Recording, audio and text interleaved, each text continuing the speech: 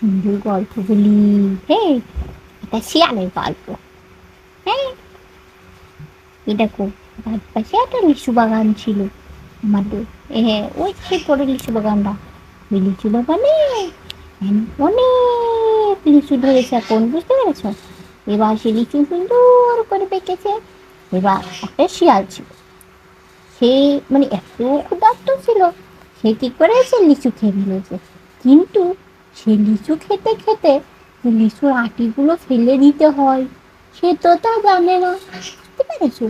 এখন কি করবে, সে আটি সব লিচুর আটি সব খেয়ে ফেলেছে। খেয়ে ফেলার পরে 1 মাস পরে শিয়ালের নাক দিয়ে, মুখ দিয়ে, তারপরে পেছন দিয়ে, হ্যাঁ পেছন দিয়ে সব জায়গা দিয়ে গাছ বেরোচ্ছে, লিচু গাছ। এবার সেই শিয়াল কি করবে, যে সব জায়গা দিয়ে তার গাছ বেরোলে পেট ফেড়ে ফুঁড়ে গাছ বেরিয়ে যাচ্ছে, বুঝতে পেরেছো? এখন পেট ফুঁড়ে ফুঁড়ে যদি গাছ বেরিয়ে যায়, একসময় তো শিয়ালই মাটি হয়ে যাবে।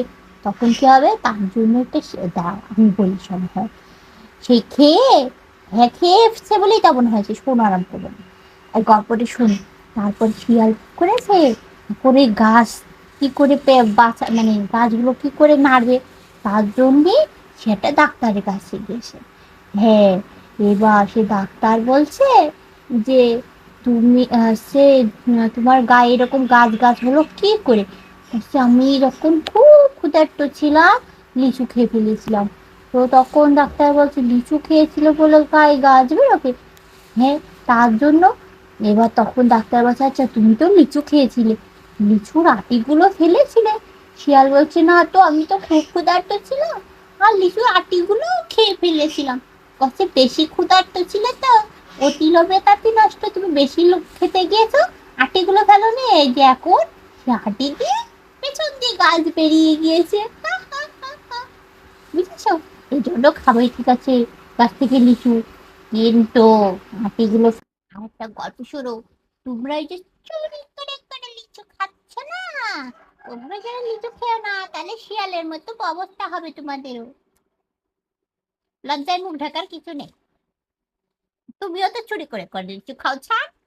একা কি অ্যালেক্স খাই? তুমি কি ভেবেছো আমি জানি না কিছু? গাছের লিচুগুলো সবগুলো কাবার করছে কে? তুমি।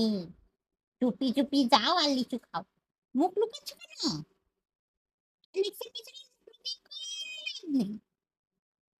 হ্যাঁ, তারপরে সে শিয়ালের কি করলো জানো? তারপরে ডাক্তার বললো, ওই পেটের ভিতরে যতগুলো বিচি আছে, ওই বিচিগুলো সব বের করতে হবে। তখন কি করবে? বলছে, কি করে বের করবে? তখন ডাক্তার বলছে, তোমার পেট কাটতে হবে, কেটে তারপরে ওই বিচি বের করতে হবে। এবার শিয়াল তো খুব ভয় পেয়ে গেছে, আবার পেট কেটে দিলে আবার কি হবে, আমি কি বাঁচবো না মরে যাবো, সেই চিন্তা করছে। তারপরে সাহস করে ওই গাছের হাত থেকে বাঁচার জন্য তো সেই বিচি বের করতেই হবে। তার জন্য ডাক্তার বললো, আচ্ছা ঠিক আছে, মরি আর বাঁচি যা হাই হোক, আগে পেট কেটে গাছের বিচি বের করে দেয়। কি, শিয়ালের পেট কেটে বিচি বের করে দিলে তখন সব ভালো হয়ে গেল। আমার গল্পটি পড়ে না, নাটে গাছটি পড়ে না, সেটা